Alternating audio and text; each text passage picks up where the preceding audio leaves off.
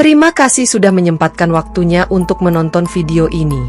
Jadi di video kali ini aku mau membahas tentang salah satu kisah yang pernah terjadi di negeri Amerika sana, di mana ada seorang wanita yang menjadi korban mutilasi tersadis dan paling brutal dalam sejarah Amerika. Penasaran dengan kisah selanjutnya? Langsung saja kita mulai ceritanya. Elizabeth Short, alias Black Dahlia, saat itu baru berusia 22 tahun ketika dia dibunuh secara brutal di Los Angeles pada 15 Januari 1947. Kematiannya yang tidak wajar, membuat kasus ini menjadi salah satu kasus pembunuhan paling legendaris sepanjang masa. Dalam beberapa dekade sejak pembunuhan Black Dahlia, polisi, pers, dan detektif amatir berulang kali menggali dan menganalisis informasi yang kemungkinan dapat memberikan petunjuk lebih dalam atas kematian tersebut. Elizabeth Short, atau lebih dikenal sebagai Black Dahlia, lahir pada tanggal 29 Juli 1924 di Boston. Dia merupakan sosok aktris Amerika setelah dia dibunuh secara brutal di umurnya yang ke-22 tahun.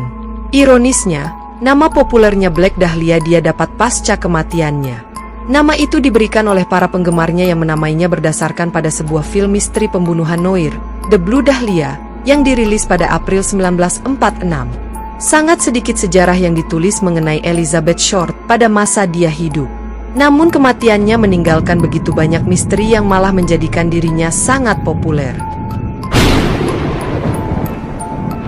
Pada 15 Januari 1947, mayat Elizabeth Short ditemukan di kawasan Leimert Park, Los Angeles.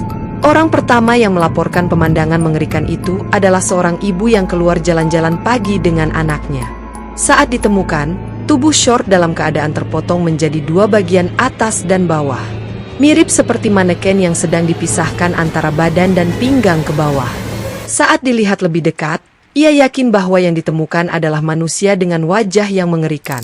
Pihak berwenang Amerika Serikat yang memeriksa mayat Black Dahlia tidak menemukan noda darah dengan kondisi tubuh yang sudah pucat.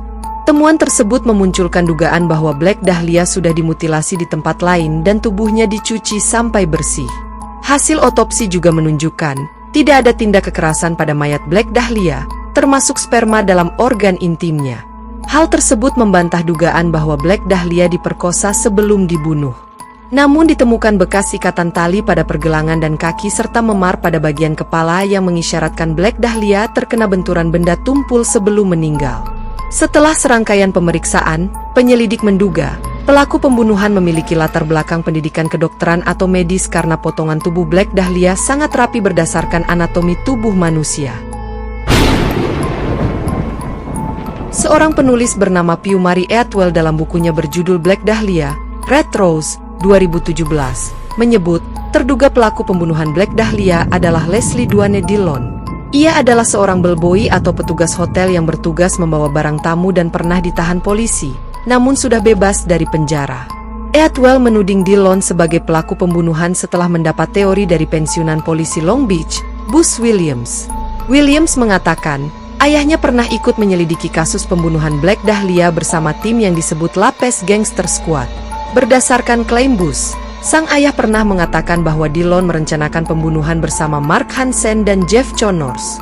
Laporan kepolisian menunjukkan, Connors adalah sosok yang diimajinasikan Dillon.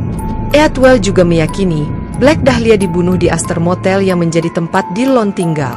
Klaim Atwell didasarkan pada pengakuan pemilik motel, yakni Henry dan Flora Hoffman yang menemukan kabin berlumuran darah dan kotoran pada 15 Januari 1947. Saksi lain juga mengaku melihat sosok perempuan berambut gelap yang menyerupai Black Dahlia dan sesosok pria yang mirip Hansen. Meski klaim pelaku dan lokasi pembunuhan dimunculkan berbagai pihak, nyatanya polisi dan FBI tidak pernah bisa membuktikan dan kasus pembunuhan Black Dahlia tidak terungkap sampai saat ini. Sekian video kali ini. Jika teman-teman mempunyai saran untuk video selanjutnya dapat menuliskan di kolom komentar. Dan juga jangan lupa untuk like, komen dan subscribe channel ini. Sampai jumpa di video selanjutnya. Bye-bye.